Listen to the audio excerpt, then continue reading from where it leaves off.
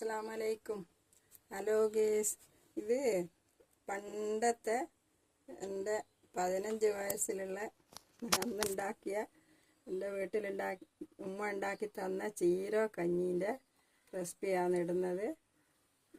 ഇത് കഴുകി വൃത്തിയാക്കിയ പച്ചരി, 4 മണിക്കൂർ പുതിർത്തി വെച്ച പച്ചരിയാണ് അത്.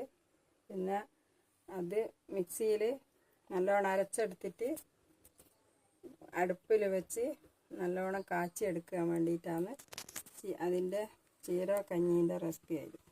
അതിൻ്റെ കൂടെ ചേർക്കേണ്ടത് പച്ചരി അസലായിട്ട് അരച്ച് കഴിഞ്ഞിട്ട് കാച്ചി കുറുക്കിയ കഞ്ഞിയിൽ നല്ല ജീരകവും ചെറിയ ഉള്ളിയും ചേർത്ത് തേങ്ങ അസലായിട്ട് അരച്ചെടുത്തിട്ട് വെക്കുന്ന ചീരോ കഞ്ഞിയാണ്. അടുപ്പ് കത്തിച്ച് പാത്രം വെച്ച് ഇതിലേക്ക് അരച്ച് വെച്ച അരി ഒഴിച്ചു കൊടുക്കും.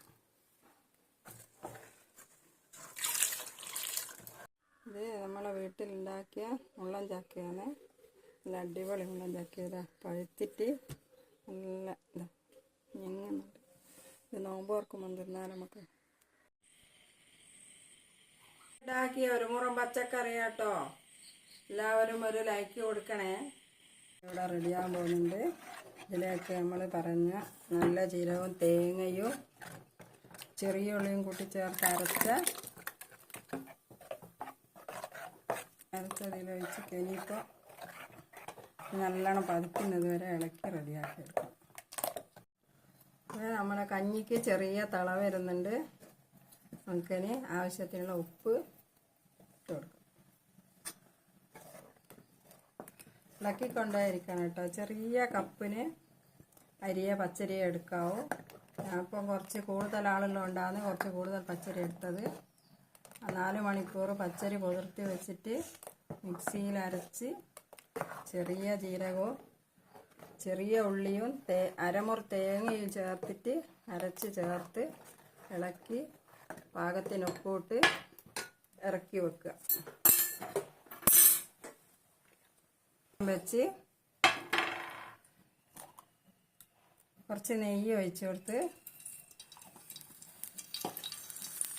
പാത്രം നെയ്യ് ചൂടായി വരുമ്പോൾ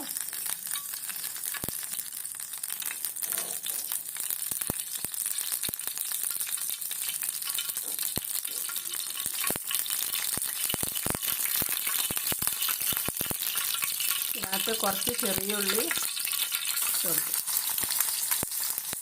6 ചെറിയ ഉള്ളി എടുത്തിട്ടോ ഞാൻ.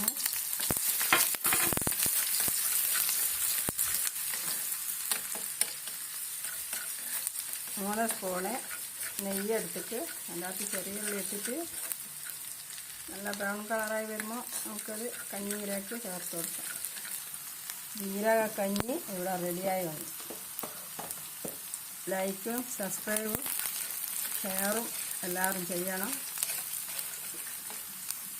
ഉള്ളി ഇവിടെ റെഡിയായി. നമുക്കിത്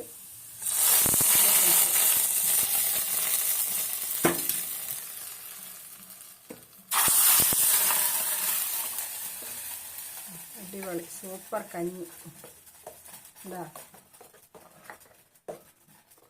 ഇതാണ് ചീരോ കഞ്ഞി.